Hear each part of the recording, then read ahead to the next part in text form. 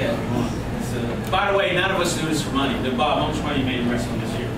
So far? Yeah, so far. Well, I don't know, not too far down. It's a hobby for everybody. Right, back in your day, you made big money, but from here on in, it's pretty much hobby. Well, nowadays it's a hobby. Back then, it was your life. You live, breathe. That's what I used to do. I did it for a living.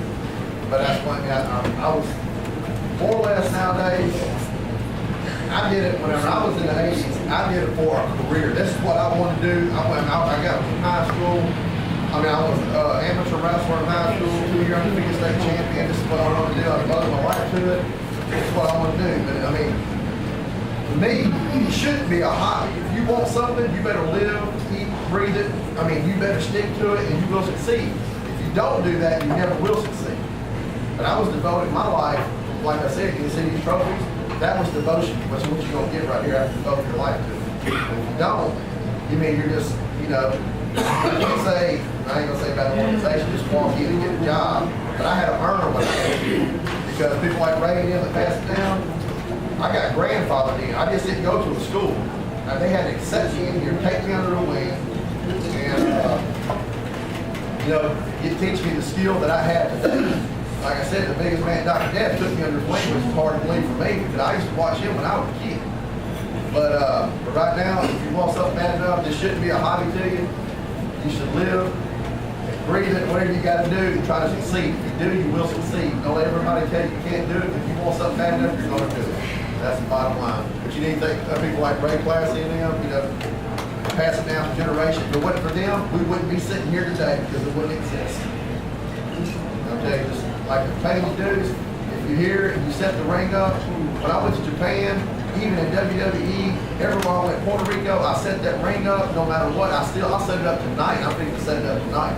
But people look at that, the promoters respect that. They see that's how bad I still want it. I'm building stuff that I'm going to be. That's not cool. I'm going to work. But I get there, adjust all the ropes, make it just right, you know, do what I can.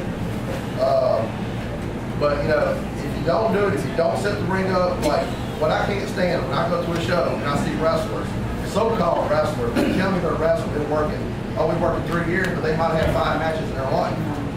I had 5 matches in one night, you know, and doing this stuff. But when they sit over there and the people like, you know, I'm busting my butt and almost ready to retire in a few years, you know, probably about 6, 7 years, whatever, and they sit over there and don't help with that ring, that's the worst thing you can do because people like me see it, they don't have no respect for it, that can help you in your career. You got the promoter that sees it and don't want to, you know, give you a push or nothing like that. Amen, brother. And but you know, you earn your respect this thing. If you don't have that respect, like I said, I got deep respect in me because I remember one time when I had my match, I got in the ring, I'll never forget it. I was out there, I was training and stuff, I'm just getting messy, this wasn't my night. But they showed me my night, they beat me down. I mean, they put it to me. But that right there made me train harder and harder and harder. I never wanted that to happen to me again. And that's whenever, you know, I had people like, you know, I found, you know, great work like Jim Starr. You know, they took me back there. And he went back there. I ran the ropes for 3 days. I was puking at 100-something degree heat. They wanted to see how bad I wanted before he would even do anything, would even smart me up to the business. That he would go back there and see how bad I want. They beat me down. I mean, they would just literally, you know, shoot on me, you know. They would shoot on me to see how bad I wanted. No matter how bad I got beat down, busted, man, I had busted lips. It was all my mistakes though. And I just kept coming back. And sure enough, they finally, I got into it. And they helped me out. But see, like, I didn't have to pay. I mean, back in my day, like I said, I had a grandfather that had to pay me in. I didn't really pay nobody. We didn't have schools. You had to know somebody. It wasn't like you got 75 people lined up and come to the door and keep sparking them up. It was only a handful of people that, you know, that you could get in this business. You had to know somebody. But the people who don't have respect for it, don't have something to bring up, see if that be a superstar or whatever, blah, blah, blah, you'll never make it this business. You got to live, eat, breathe this stuff, you want it, and you will, like I said, look at the trophies I got, that's hard work that I did. But I busted my butt for it.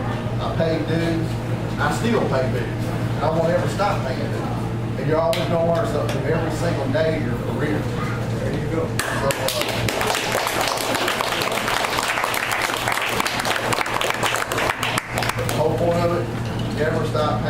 dues. I don't care how old you are, how young you are, you're still gonna pay dues. I mean, that ain't paying dues. It's actual respect that you have for this business, period. That's just the way it is. When you lose that respect, I mean, people like me that's been around or retired, that can help somebody. I don't have no respect for you, so I won't help you. I can send people, I mean, I can make phone calls and this off and stuff that I'm in, that can send people to Puerto Rico, you know, and stuff like that, who give colas, cologne, stuff like that. I mean, man, if I had a son, I'd have the WWE right now, brothers. But I love to help people. That's one thing I do. But I'll tell you, if you don't have respect, I'm not going to help you. And I know what I had to go through to get to where I am today. And nowadays, people are just handed to them because they go to a school and they pay it in, and these guys, I mean, like I said, I went to WWE. Their guys under contract want me to train. And they're saying, yes, sir, Mr. Young, how do you do this? Show me that move, do this. I'm like, dude, you're under contract. I'm trying to get a contract. You want me to teach you my stuff? I'm like, no, because they're not really, like, I don't know. You just have, it takes a lot of years of experience to know, I mean, like the psychology of it and all this stuff here and what you got to do. But, like I said, the psychology of it nowadays is pretty much gone. But, you know, I had a good career. I still have a phenomenal career. But like I said, the career that I had, the old school, like I get people like Ray Glassman that pass it down. There's not many of them left. But I got a lot of knowledge from people like that. And that right there is just, it's not what you see on TV, all this stuff. Because, like I said, you see a tag team, there's no true tag team. They're just throwing people together. They put this big show, they putting all these guys here, and it's psychology they're tagging. I mean, there's really no psychology left in tag, because they're just throwing people together. They don't know anything about it. They just think tag their hand and maybe hit a double moves. I mean, there's only a few people left at the tag, but they finally got fed up with the business. Kind of, you know, some of them left. But that's what it's coming to. You know, it's got to change. It's got to change soon because if not, this business will not exist no more. Because right now they're in the biggest downfall. Because like I said, you see, we're going through right now the biggest downfall, and you see the 80s, the 70s when it come back. It is our downfall because when they were there, man, that was everybody. That's why you're a wrestling fan. You know, I'm a wrestling fan because of people like that passed it down. But now, like I said, when my generation dies out, it's going to be hard. You got John Mouse, I mean, he can tell you, he's been there, you know. You got the guy, he works the best of the best. And I've been around with him, he's a phenomenal worker. But it takes a lot of, you know, he wants it. He's doing it for a living. That's what he does for a living. He does it every single day. And there's very few people left that do it like that anymore. Unless, like I said, unless you go to WWE, like I said, if you see WWE right now, so rotate the door. They got so many guys coming in, coming out, whatever. Or it's crazy. There's no true workers anymore because a true worker will have a job. And you got these other guys that don't know how to do it. They're just throwing guys to see if their character will work. It ain't all about character because, I mean, like I said, if people know how to work, you can work a whole match and get over. You ain't got to go out there and come off the top rope. If you see a guy come off the top doing hair, come on and flip and flying, every move you can think of, and people I still watch WWE and look at people in the audience. So I want y'all to watch it. They're all sitting there talking to each other. These guys are doing everything, hitting DDTs, power bombs, slams, and they're still looking at each other. They're not working the crowd. I mean, it takes a lot of psychology to do this. Like I said, I can work at home, you know, just psychology of it, just how you do it, and you can still get over it. I mean, you know, you can work a nose or something, you just gotta have to do it. But nowadays, it's just, you give them everything. Everything you throw it out there, and they see it, and it's like, there's nothing to expect. You know, if you grab an arm bar after you just did everything, they're like, well, I don't even want to watch it no more. Because you done gave them everything you can do, move after move, and you got to get right back up. Because it don't mean nothing to them. So, when you do hit a big move, and you already hit 20 of them, it don't mean nothing. So the psychology of wrestling, like I said, I work like people like Ray Glassman, the whole psychology is just different. You ain't got to do all these big moves. When they did hit a big move, it was a wrap. It was over with. I mean, it's just, they used to get people cross bodies. You know, it was just off the top rope. That was a phenomenal move. And it was over. You know, it was over, done, and over. Now they get move after move after move after move. Don't mean nothing. That's why people get bored with it, because there's so much of that, and you see it every single match, there's nothing to watch.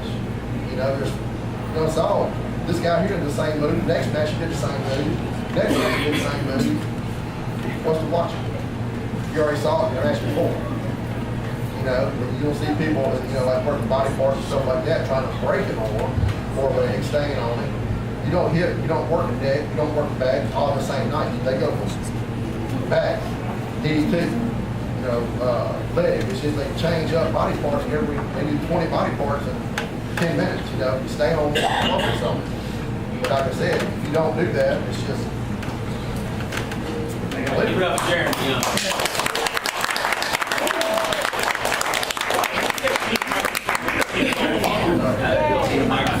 I should have taped all of that. It's being taken. Yeah. You did a good job with that. See, Eric Cameron's putting his head down. He's always running away from that